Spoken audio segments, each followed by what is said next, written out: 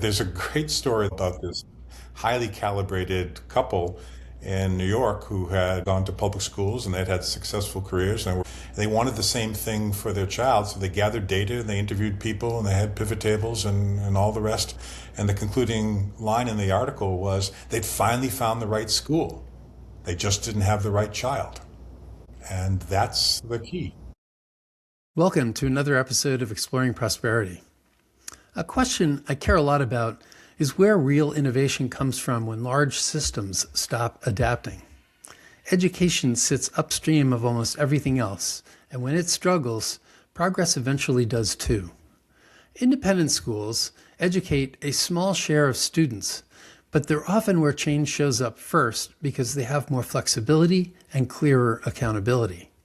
My guest today, John Gulla, runs the E.E. Ford Foundation, the leading philanthropic funder of independent secondary schools in the U.S.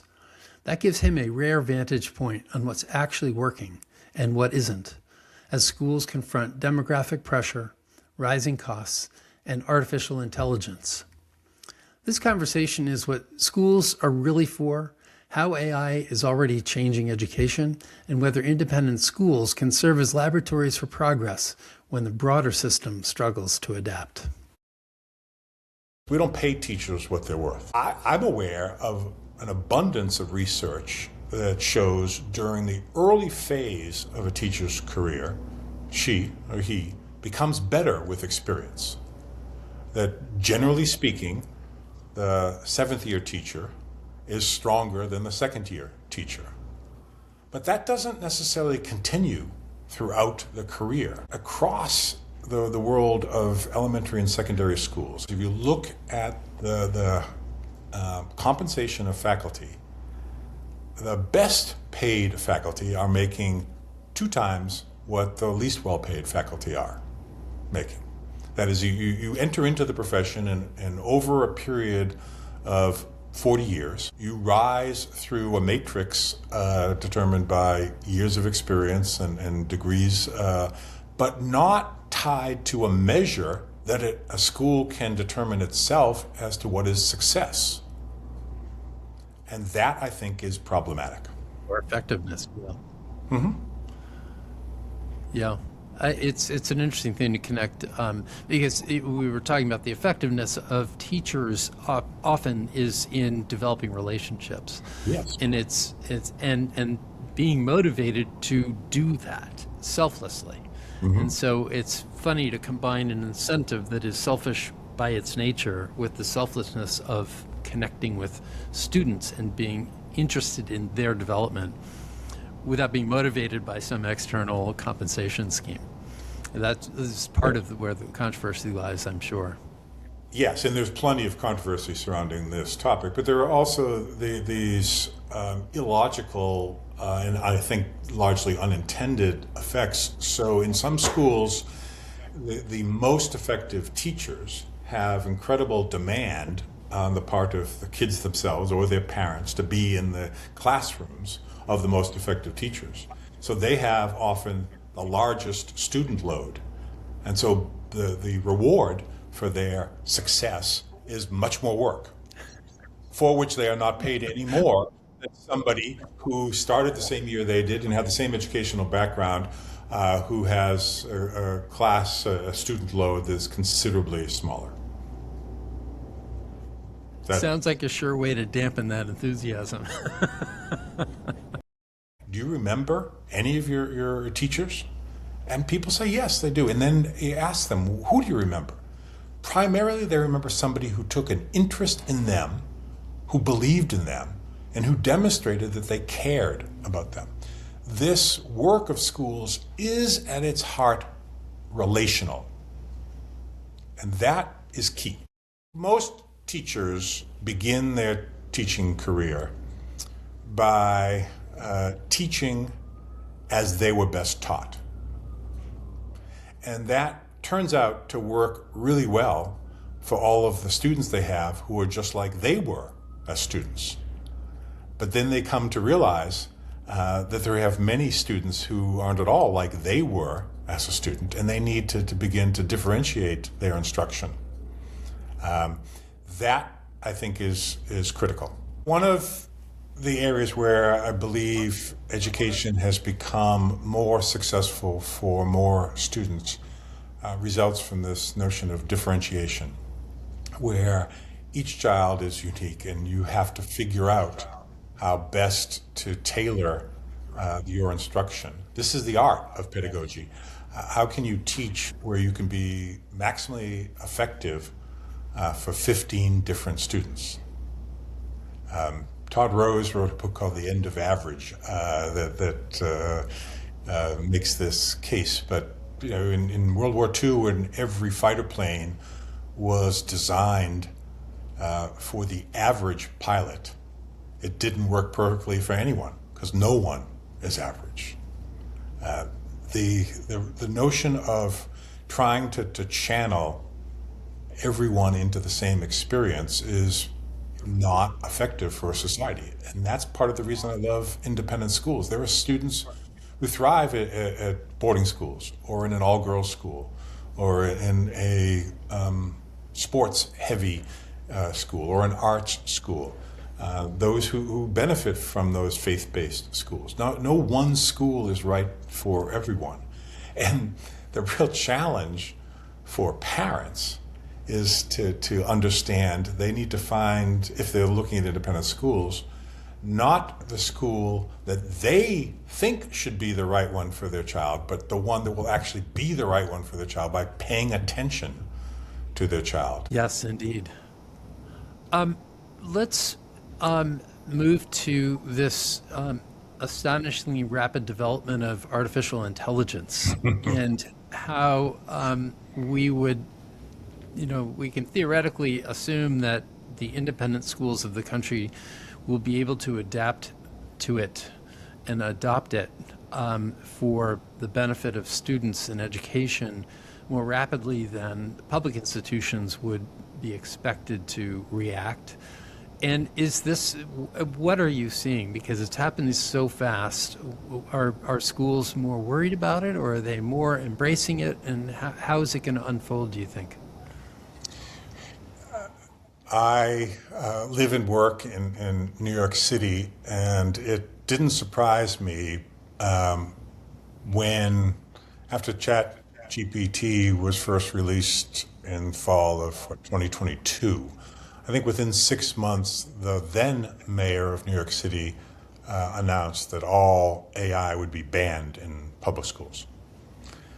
That's never the way this works. You cannot, in serving children, have an immediate and global ban on some powerful technological tool. This show is being brought to you by our sponsor, Trueflation. Professional investors and economists and probably any casual observers know that government inflation statistics are only an approximation of what real inflation is. Not only that, but the government has a conflict of interest because high inflation can be so damaging to the economy, the deficit, and our $36 trillion in debt. Trueflation collects over 80 million pricing data points. Most are updated daily to reveal inflation with precision for asset managers, governments, companies, and the general public. Check them out at trueflation.com. We're proud to be sponsored by Foundation. They've created Passport, one of the top-rated Bitcoin hardware wallets, proudly made in the USA. It's fully open source and air-gapped, meaning your Bitcoin stays completely offline and secure. The shocking Bybit exchange hack shows why holding some Bitcoin offline diversifies risk. Now they're launching Passport Prime, your all-in-one solution for not only Bitcoin, but all passwords and 2FA security. Head to foundation.xyz to secure your digital future. I view AI as a very mixed development, one that is both awesome in some of its power and then frightening for the same reasons.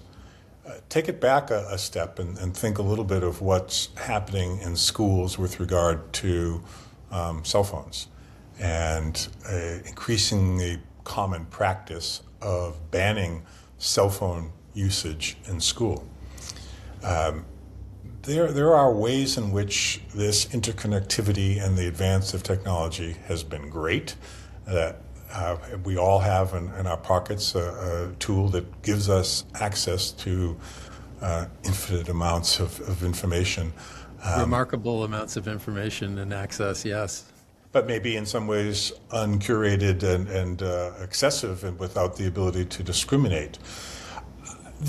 Yes, schools, I lurk on a number of listservs that I'm granted access to follow conversations of groups of academic leaders and independent schools.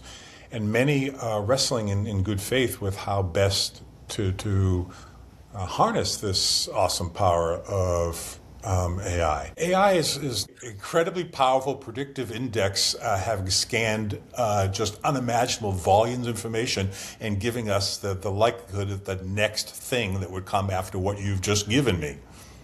I think that those who are mainly focused on AI as a challenge because kids are going to cheat by using AI, I think it mainly should reorient them to figure out how they will assess student performance in ways that can't be gamed by AI.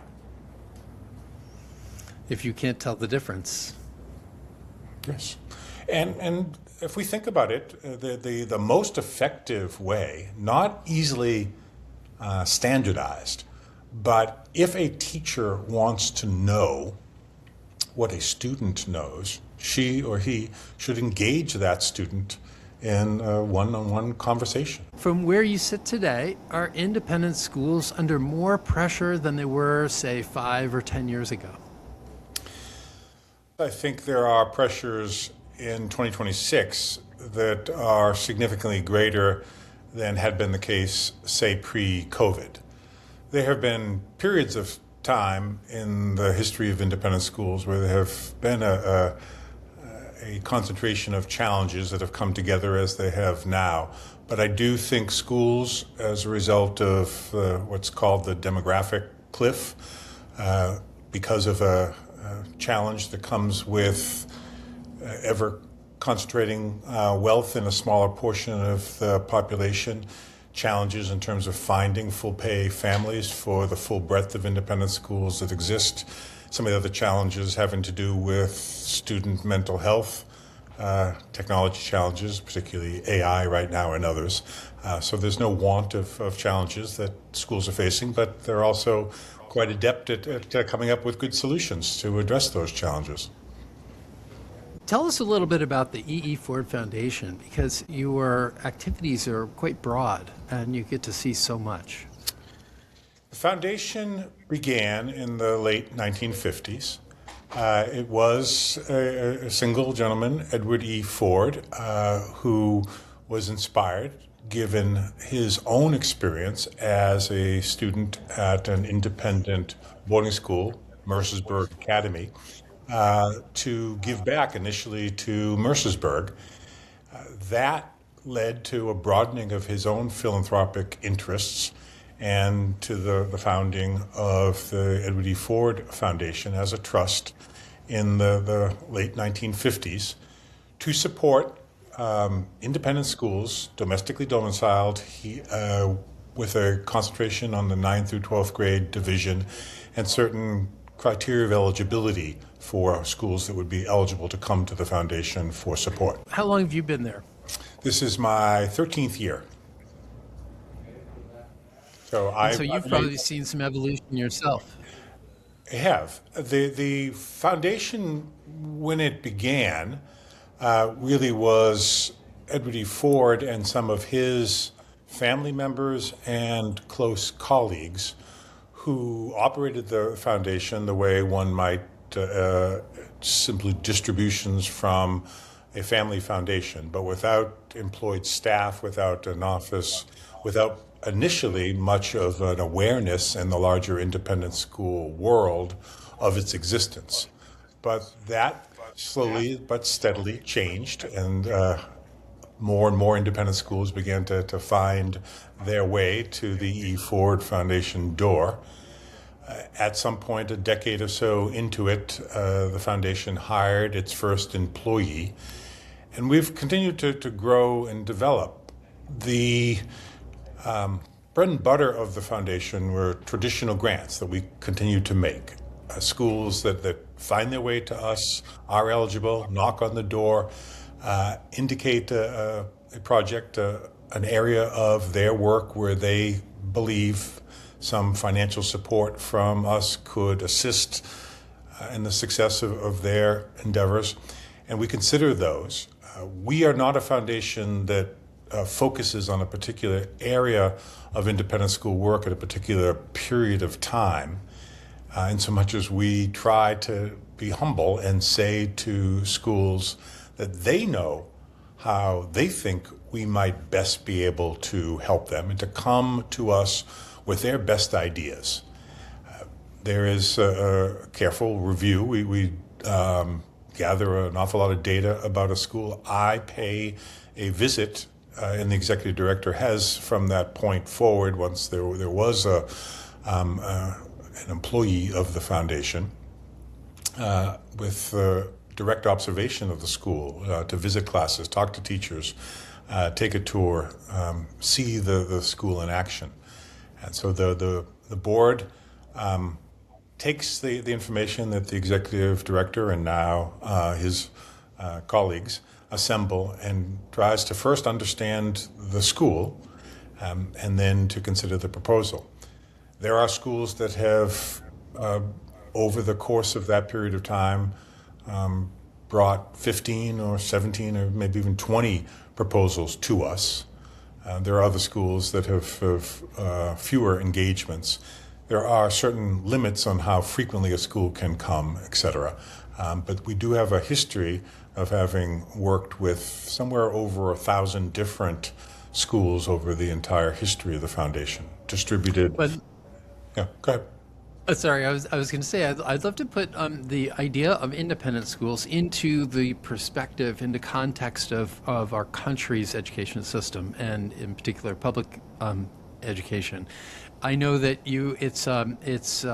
it's good that your background has a solid rooting in public education, and why don't we talk about that for a minute, and then we'll talk a little bit about the differences between public education and independent schools, and what Sure. the mission flexibility of the two. Yes.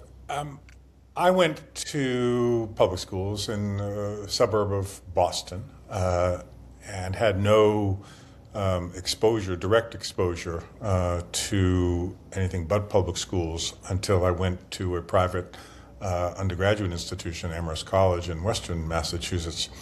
I was aware of a few schools, likes of which are Milton and Buckingham Brown and Nichols, and a few faith-based schools, but I didn't really understand the world of independent schools until actually after I graduated. As an undergraduate, I worked for a year in the admission office and visited schools all around the country, schools whose students were interested in attending Amherst, a position that the college called affectionately Green Dean. And that really alerted me to this whole component of the educational system. And it's where I began my career, partly because I was a strong-willed and confident and impatient person who did not want to become certified to teach. I thought I could best learn to teach if I found a school that might assign me a mentor, and I would learn by doing. And I have been in the independent school world ever since. But I came from a family of public school educators. My mom was a fifth grade teacher in the Walpole Public Schools. My father was initially a shopkeeper, but went back when I was a child to college, and then became a teacher, and then an administrator, and then later a superintendent of a public school system a little further west from Boston. But in this Italian-Irish family of mine, every aunt and uncle was a public school educator. I had an aunt who was a first grade teacher, another aunt who was a school nurse, an uncle who was an athletic director. But I grew up in a world full of public school educators, and came to understand the value and importance of that component of education, even though I haven't chosen to work in it myself. So it's hard to avoid the headlines these days about how elementary school and high school and the college system in this country have been fading in its. I shouldn't even say fading. It's really declining in the ability to teach people how to think.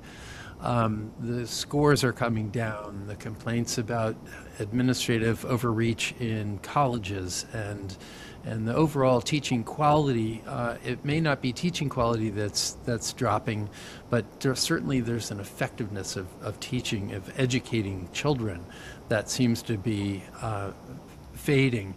Is that something that you are, I imagine that your schools are seeing on the elementary school side this decline because that's the product that they're taking in, but maybe not.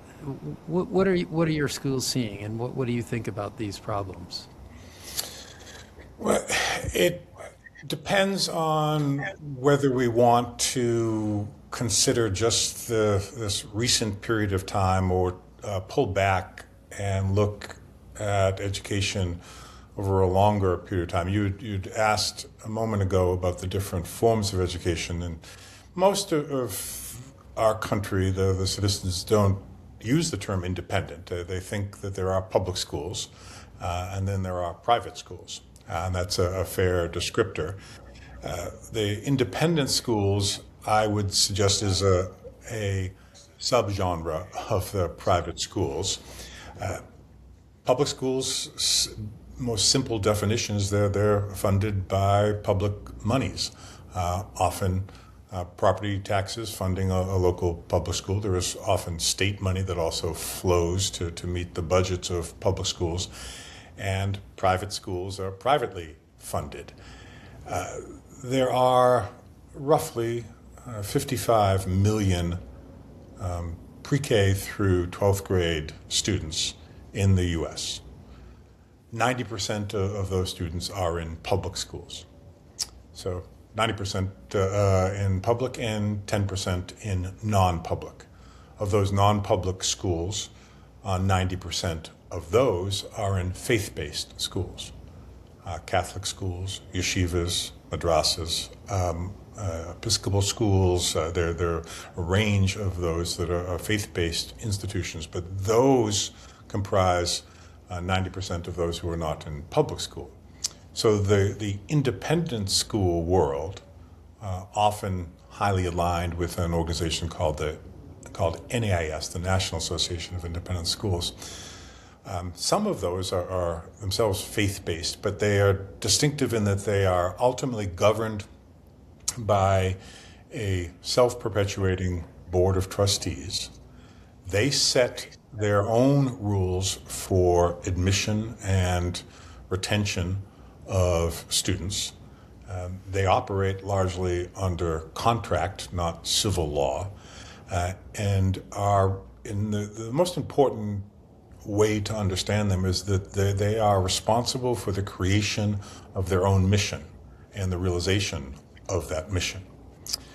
I describe it as a covenantal relationship between the families who entrust their children to those in a particular independent school. And ideally, what happens in a community for a family that is interested in independent school education is they will look at the options that exist in their area. And we're talking here primarily about day schools, but there's a subcategory, particularly of older schools that are boarding, that can draw from a worldwide population. But a family will look to try to find a school whose mission is aligned with the values and goals and aspirations that family would have for the children in that family. They would then apply, they would investigate and then apply. The school in turn has a decision to make of whether they will offer admission. There are times in which there is also an application for need-based financial aid, but that goes back and forth between the school and the family, and then in the end, if there's an offer that the family accepts, then they enroll. But that's that covenantal relationship, and then they will continue to be enrolled as long as that school is meeting the expectations that family has. Also, the school can make that decision as to whether or not an individual member will continue. So that is a fundamental difference between the public school, not just the funding, but there is a right that families have throughout the United States to an education, publicly funded education. They don't have the same right to be enrolled in a given independent school. That's a decision between the family and the school. And it sounds it's quite evident that that is a highly responsive model where a school's survival is essentially based on some element of tuition and some element of enthusiasm that results in further financial support for an institution, as well as an alumni body that wants it to continue. And is that, are there very many cases where an independent school is not very responsive? There are schools that are certainly more attuned to the communication feedback of those in their market. There are independent schools whose reputation is such that they have long waiting lists at every grade level. I hope that the best of those schools don't become arrogant and that they are still open and attentive to what their constituents have to say about the experience. But there are those that are more insulated from some of those market or demographic or price-sensitive pressures, but can in fact fill their roles without much difficulty, and with long waiting lists were there to be some attrition.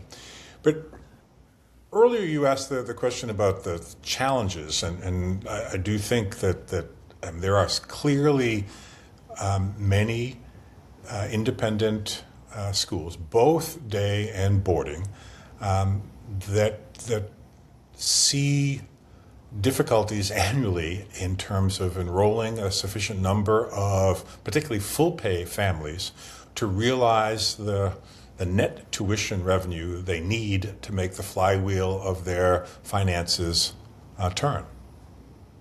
And that's a real difficulty for some. And they rely certainly on tuition, but they have additional components. Philanthropy, you mentioned. There's earned income for auxiliary services, schools that have the facilities which they can rent, or programs that generate additional revenue. Maybe it's early morning child care or summer programs and others. And there are, it varies. Independent schools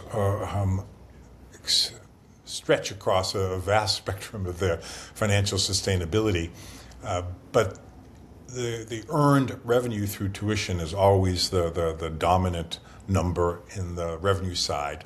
Then, depending upon the school, it may have philanthropy, either from annual giving or from a draw on a significant endowment, and then those auxiliary service components of their revenue. Maybe a decade or two ago, a number of well-endowed universities and colleges moved to the idea of variable tuitions based on the means of the student's family. And I understand that started to come into the independent school area as well. How does this relate to net revenue? And is this a healthy development, or are there elements that may not be so healthy? The provision of assistance from a private school, higher ed or secondary elementary, is essentially universal. All independent schools that I've had the good fortune to work with aspire to attract as representative a group of students, given the mission of the school, as they can. Their ability to provide financial aid differs dramatically depending upon their circumstances, their own endowments, the annual fund, other sources of revenue. But that's long been true of independent schools. This is not anything new. Within the independent school world, there's almost $3.5 billion of need-based financial aid that flow annually from independent schools to families who, without that aid, could not pay the tuition the schools charge. Higher education currently functions at almost a 56% tuition discount rate.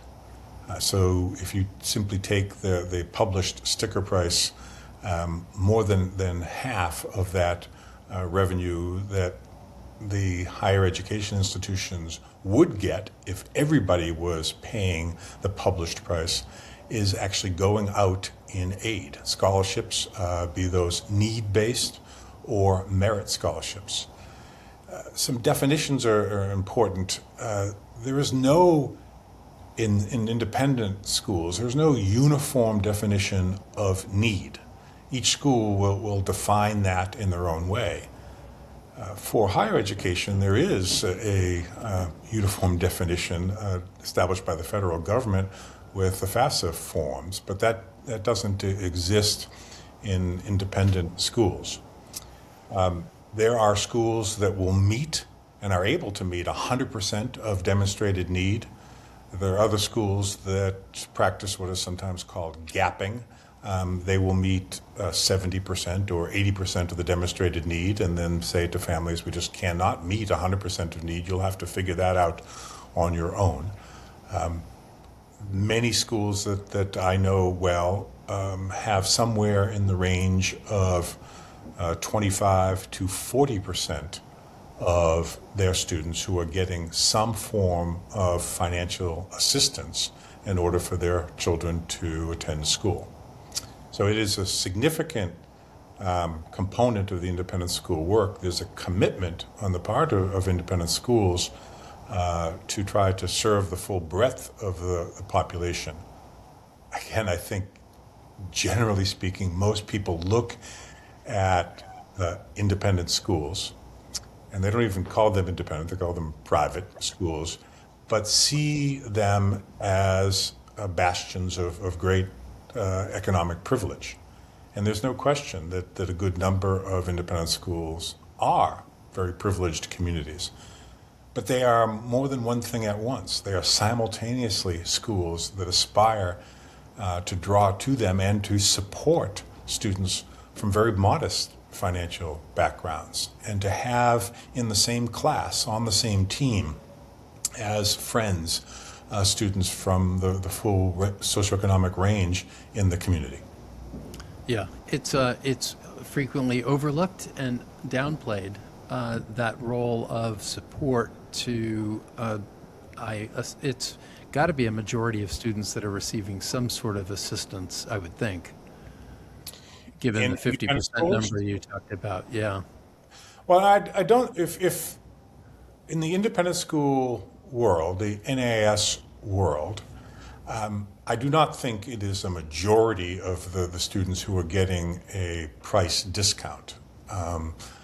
I'd say it's somewhere closer in the range of a quarter to a third of all independent school students. But the real true picture comes in an analysis of the details. It's a complicated area of independent school work. Example, in a pre-K through 12th grade school, so 14 years of school, often they're increased tuitions at older grades. Not all schools. Some schools have a single charge. But many schools will concentrate their financial aid in the older grades.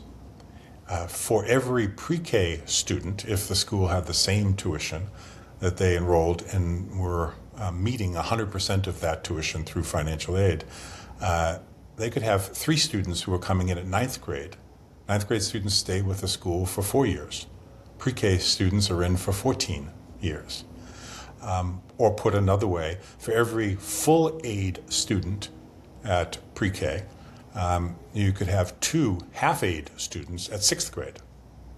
So once a school is funding students at its optimum level, wherever the school's resources allow, what can they do in a subsequent year is really a result of who do they graduate from the school and what financial aid dollars get freed up.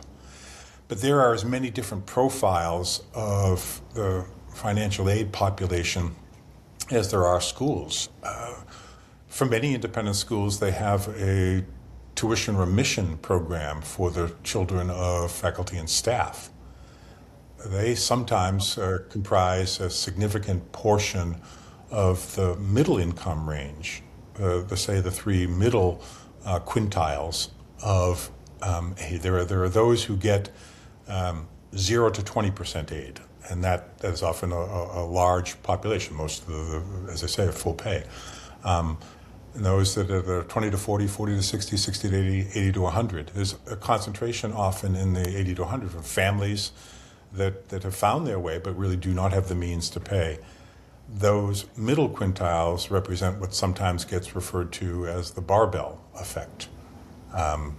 It's often families, very wealthy families, can afford the expensive tuition of even the highest priced independent schools in their community. There are other families who can't afford much, if any, of that.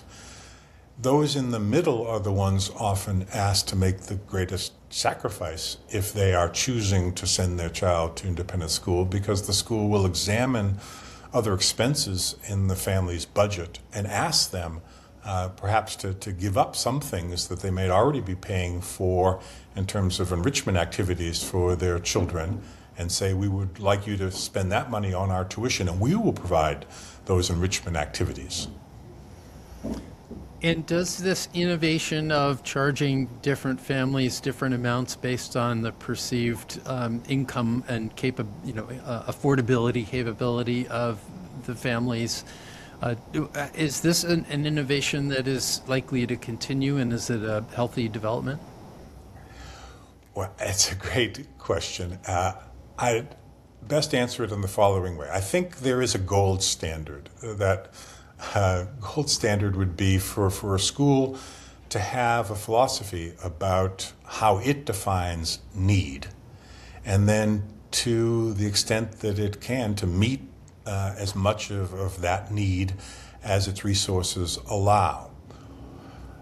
You ask about things that may be relatively new to the independent school world, and one of the practices that I see increasing and that concern me in a competitive market where perhaps historically there have been, for a variety of reasons, more really fine independent schools than current day population can support.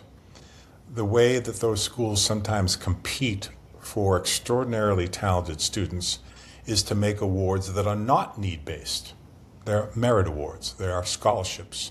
Are they based upon academic talent? Are they based on athletic talent? Are they based on the fact that a child sings like an angel or plays an instrument in a way that they'd love to have as a part of their orchestra or whatever? The eye of the beholder.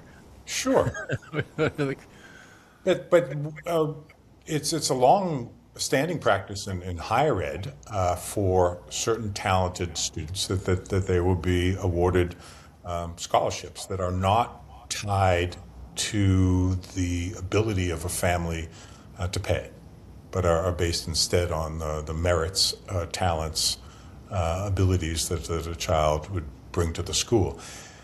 That concerns me because what I think ideally flows from a financial aid program is the maximum amount of socioeconomic diversity that a school can afford, not the bidding war where the richest schools can buy the most talented athletic teams or highest performing academic students or whatever other talent you might want to consider.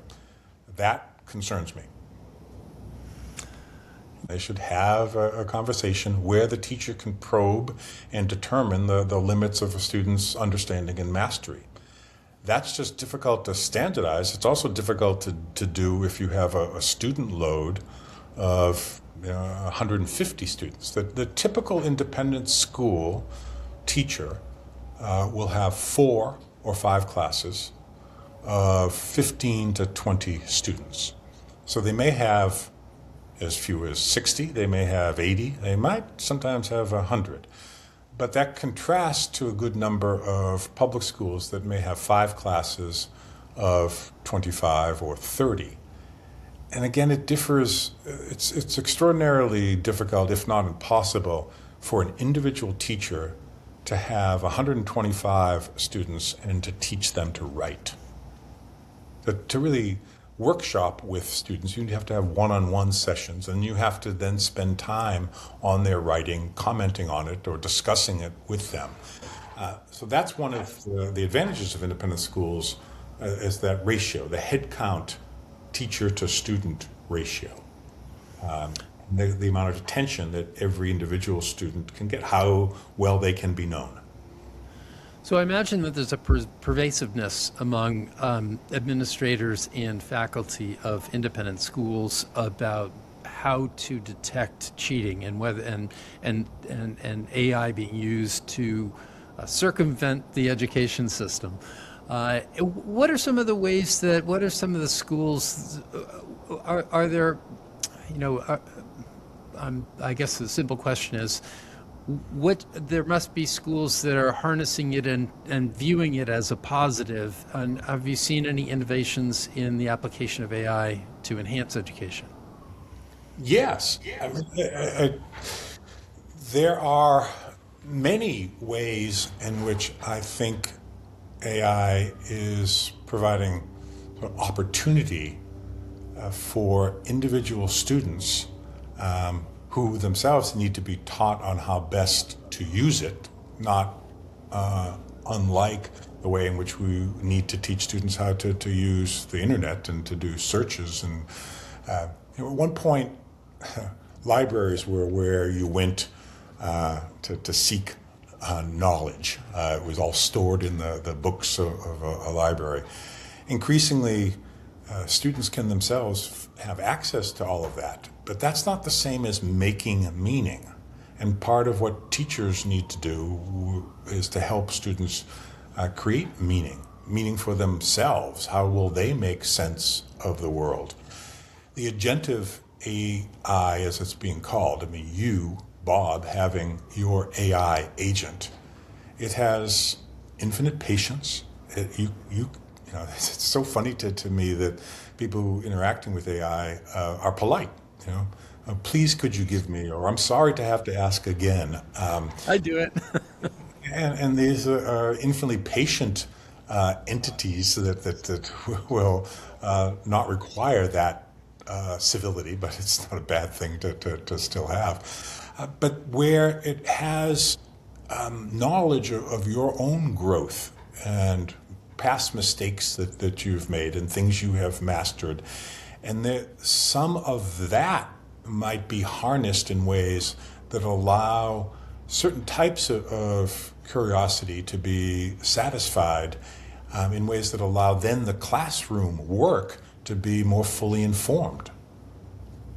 Are you seeing projects that are being proposed for funding that incorporate AI in interesting ways? Yes. At this particular juncture, I think most of the interesting things we're seeing have to do with the professional development of faculty.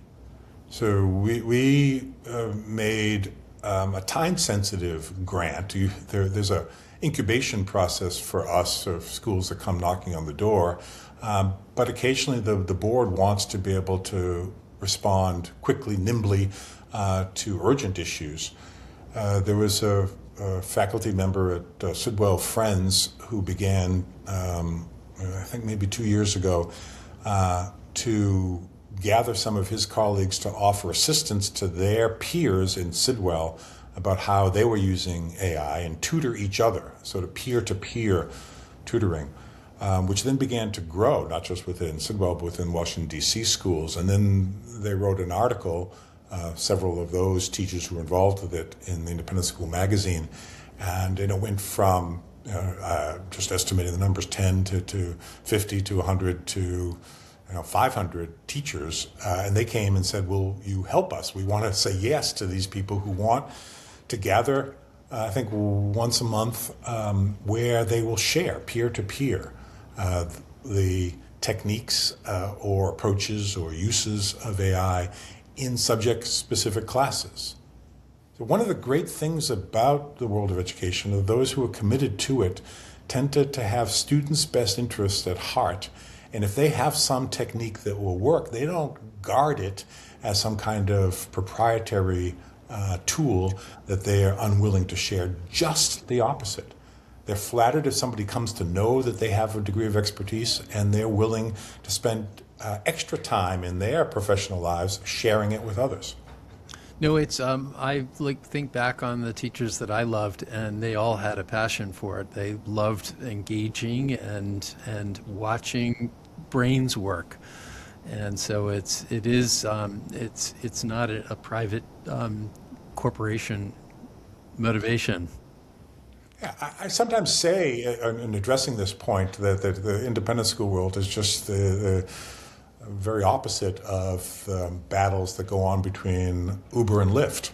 If you were Uber and I was Lyft, we wouldn't share any secrets. We would be desperately trying to put each other out of business. But independent schools, this is another facet that I just love, become the centers of excellence in some of what they do, rarely in all that they do. But where they have honed their craft in some particular area, they're happy to be known for that and then to share that. It's one of the things that we try to augment through grants. The Educational Leadership Grant, the larger amount of money going to a smaller number of schools, has as a component of what we expect if it's to be successful with us, is that there will be reach. That a particular school coming to us with a particular proposal for an educational leadership grant has to also demonstrate how will this benefit students outside of your school?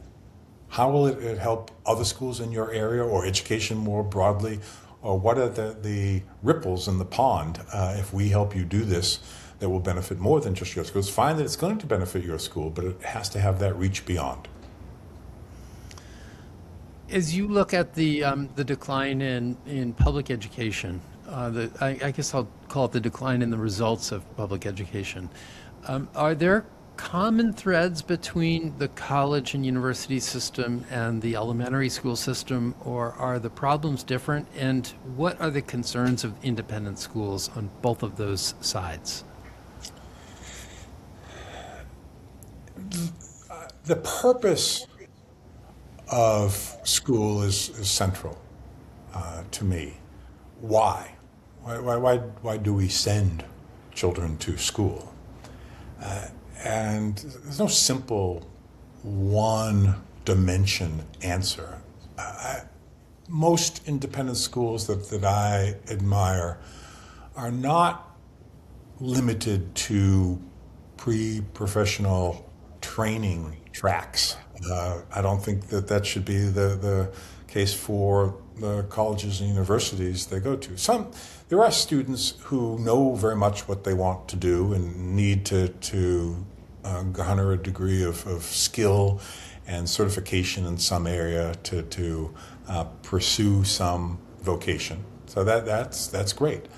But I think that what we're really trying to do is to help students develop passions and interests and to understand the world into which they have been born and to make sense of that world in all of its manifest elements, to appreciate the beauty of art, of poetry or literature, understand science and the fundamental epistemology that exists in natural science, where knowledge has a different quality, being falsifiable, as Karl Popper would say, is different than the way in which we come to know something in art, or the way in which we will know certain things about honor or virtue or justice. But it's Jeffersonian in some level, but it's your ability to participate in a democratic society to fully understand that and to be a citizen of the world.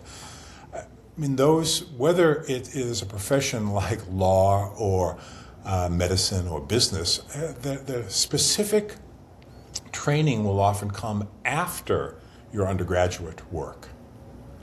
And I am a deep believer in the values of a liberal arts education that teach you to think creatively and independently, to express yourself in writing and verbally, to have that exposure to otherness and ways of thinking foreign to what you may have learned in your home or your immediate community, your cultural history.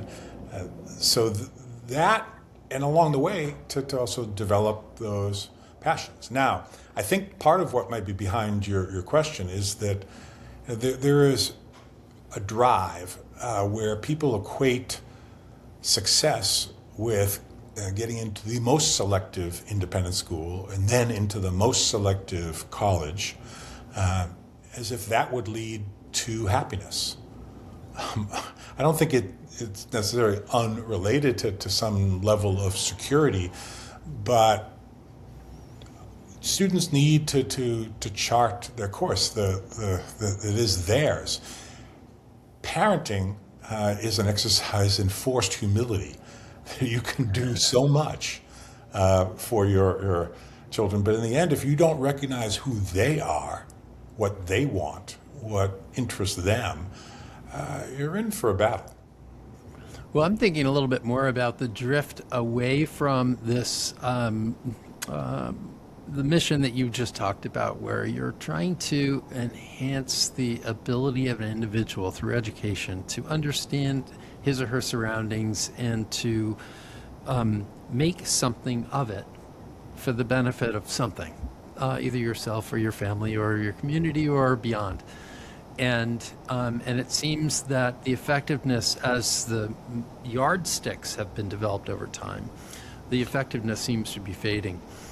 And I'm wondering whether there's a consistent thread or whether the institutions are just so different. The university systems, motivations and incentive systems are so different from the public school education of earlier years that there isn't really a commonality, that we have two different problems that are happening simultaneously and they're only roughly connected. It's hard to say that the problems of the earlier education years are contributing very significantly, though obviously it's the material that the universities work with, the student body moving in, coming up and graduating into universities. But I'm kind of wondering whether there's a similar effect that's happening on both, or whether it's different. How do we measure success or progress? I mean, Through old statistics like grade, test scores, and those measurements that hit the headlines. Well, let's unpack that just a Because little that's bit. an important one. Yeah, what do you measure? So on grades to start with, I mean, grades are in the long human history of education a relatively recent phenomena. And grades started in the late 19th century. I think Mount Holyoke College had a role in some of the first. Think of grades as a linear So measure. we can blame them. We can, in part. I knew we would get to the bottom of this. All who then followed. Think of it as from this point of view as a measurement scientist for just a second. We have a linear measure in grades that run from A plus to F. And there is perhaps more information that could be gleaned from that if that really represented a distribution of the grades received. But there are independent schools where they cluster pretty tightly between a B plus and an A minus. and there are a few A's and maybe a couple of B's and maybe a rare B minus. But if you're a measurement scientist and everybody is falling in the same part of the measurement, you're not getting an awful lot. Well, it's a very good point. I mean, there's so much subjectivity and variation over years that's not the best measure. But do you think that perhaps the perception that education is fading in its effectiveness is misrepresented, and that it's not? Well, there's something real. So here's an example. During COVID, many institutions of higher education began to go fully test optional. There had been some that had long been test optional. I mean, think of Bates in Maine, for example, has the best long-term data set. They have been admitting students for many decades who might not have taken an SAT or an ACT. But a larger number of schools in COVID began to go test optional. And University of California system is reporting some alarming degrees of insufficient basic mathematics on those it is admitting. So that was certainly one of the studies I was referring to. Yeah. Yeah. There's no question that there has been a shift to more sort of consumer-driven goals that include don't give my child a failing grade, whether that's in public or independent schools. And standards matter. I do think some of those areas of performance lend themselves to a more quantitative analysis, and where you get things right or you do not. You perform the tasks in a way that is conventional and allowing you to make sense, and it's not the case that 2 + 2 = 5, no matter how creative your argument is to why it should be.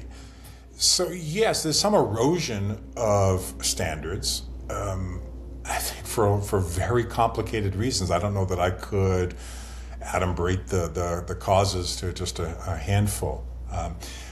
Independent schools, there are some that have unbelievably high-flying students in some areas, but where they may be less stellar in others, but they're finding some passions. That's what I want to concentrate on, though.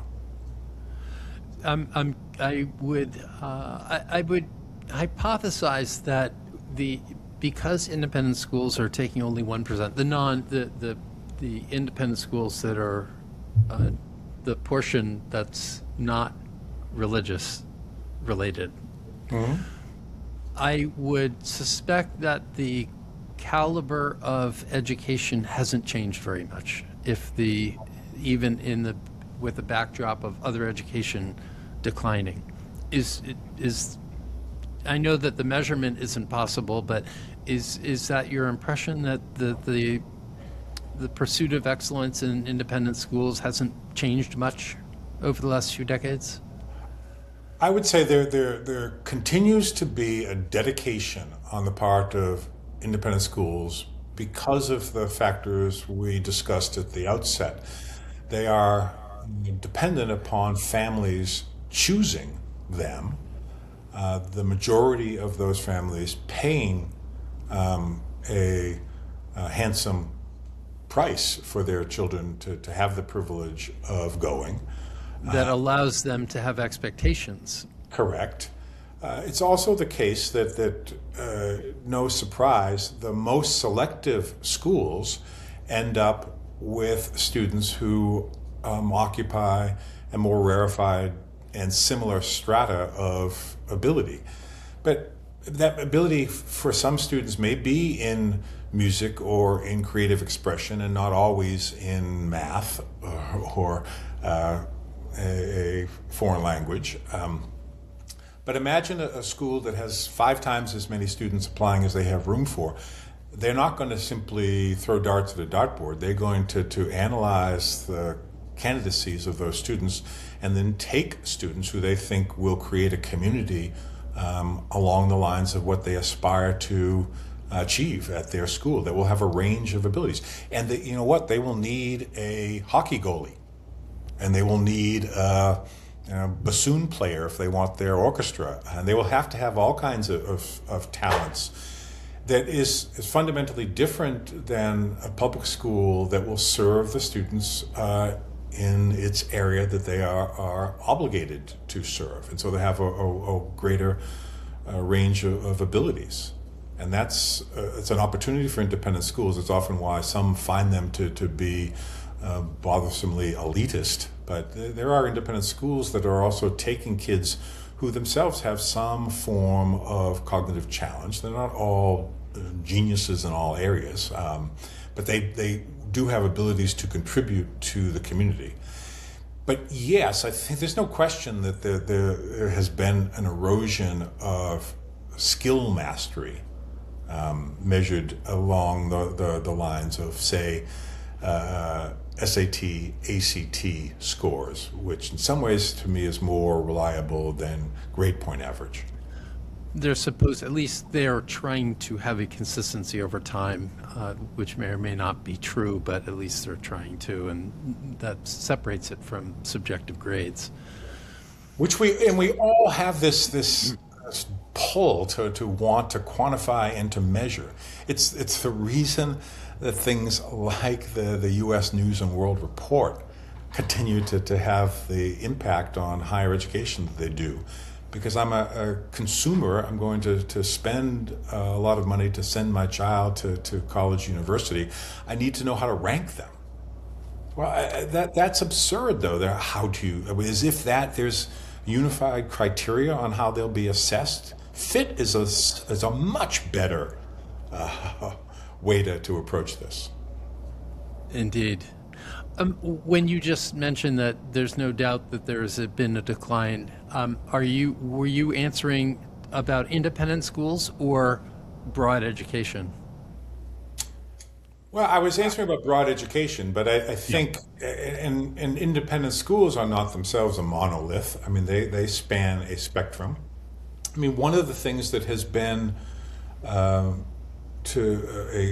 accomplishment, a point to crow about, is that there are an increasing number of schools that try to specialize, to deal with the term often used is the neurodiverse students, but those who have cognitive wiring that makes certain traditional tasks of school more difficult for them. But they find a school that is populated with teachers who have been trained to assist them, because those learning disabilities do exist. They're real. They're not made up. There are processing issues and neurophysiological manifestations of individual children that make the decoding of symbolic language more difficult for them, or their auditory processing more difficult for them, or their recall more difficult for them. So traditional school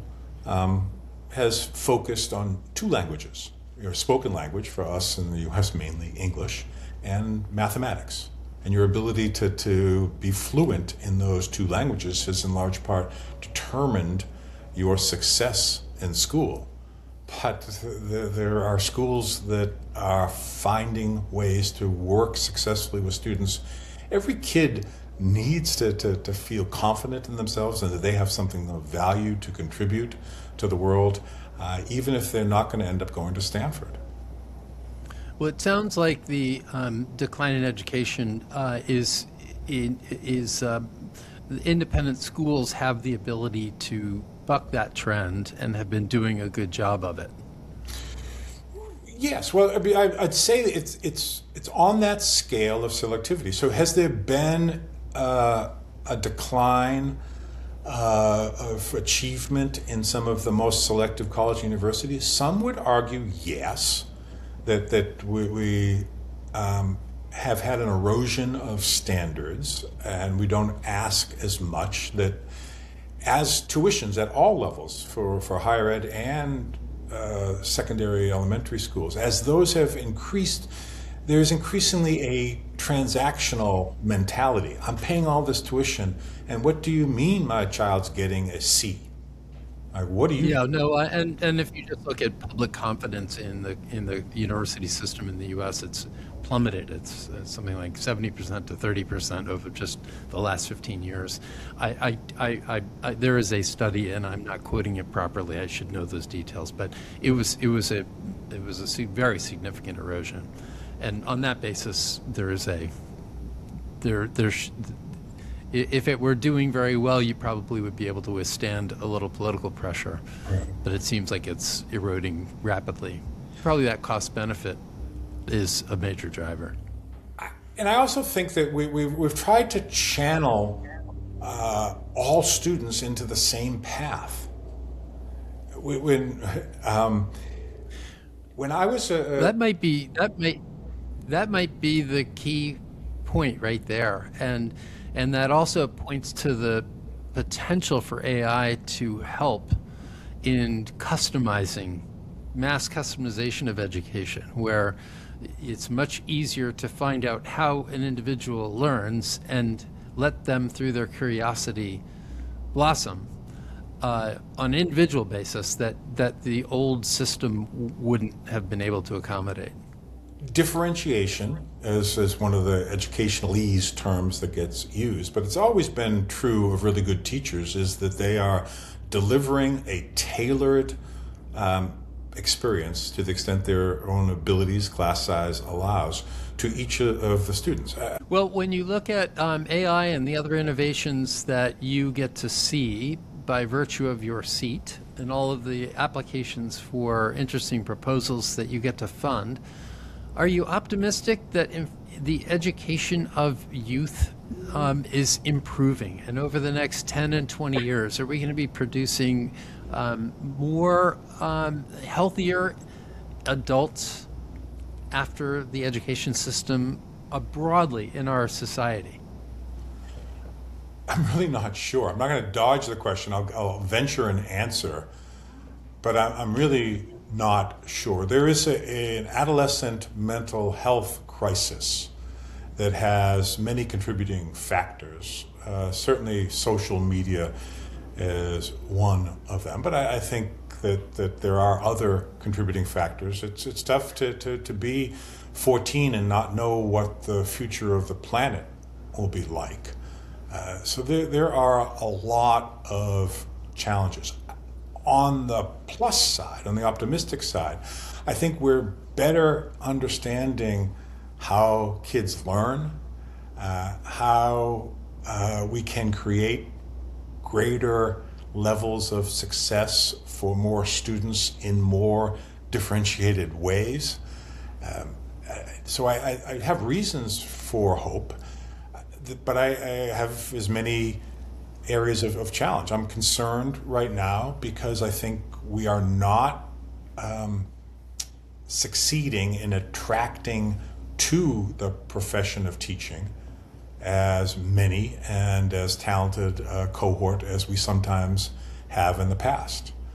And there was a period of time soon after the founding of Teach for America where a third of the graduates, maybe between a quarter and a third of the graduates of some of the most selective college universities, were aspiring to go into Teach for America. Now, I can be a critic of Teach for America. They didn't hold those people, but they were aspiring to do that because they saw the value in it. I've spent my professional life around teachers, and the people choosing it for the right reasons find it to be among the most gratifying, rewarding professional lives you could possibly have. Because you have a profundity of influence that next to parents and family, maybe religious influences, and one certainly hopes more so than popular culture, schools and teachers have this unbelievable influence. All of us, I mean, I'm sure this is true for you, anybody I talk to, say, think back. I mean, I felt as a teacher that I needed to try to get to know my students and then, yes, tailor that experience for them and ideally create in them a desire to know. If they wanted to know math or physics, I was much more likely to be successful than if I approached it by saying, these are your Brussels sprouts, please eat them. I needed to give them a reason to want to know. And that comes through the relations that teachers create, because they take an interest. They come and watch the students' lacrosse game, or go to the play, or the next day say, I heard you in that solo in the concert last night. You were just amazing. Kids need adults who are not their parents. I know their parents have this unconditional love thing going on. They need adults who take an interest in them, and that's partly how they're figuring out how they will make their way in the world. Yeah, it's true. Well, it's a little disconcerting that there aren't there isn't much evidence that in the institution of education across our country, from the beginning to the end, has many embedded systems in it that will lead to improvement. It seems like the embedded systems are actually helping erode, and that you have all you really can hang your hat on is this new technology, artificial intelligence, that poses some theoretical advantages. And so we all get to watch over the next couple of decades to see whether it actually pays off or not when it comes to setting up our adolescents and adults for successful lives. This has been a fascinating conversation, and I'm really grateful for you taking the time to walk through all this with us, me and my audience. But I really appreciate it. Thank you. Bob, it's been a pleasure, and I've had a chance to view some of the other conversations you've had with a couple of people I know, and I'm pleased to be seen in their company, and I hope this contributed to some of what you're aiming to accomplish. You. I believe the next generation can live better than any before it, but only if we stay curious, keep learning, and refuse to accept decline as inevitable. If that message resonates with you, please hit subscribe and share this video with someone who's curious as well. And if you'd like to go deeper, you'll find essays and research on my Substack. The link is below. Until next time, keep exploring.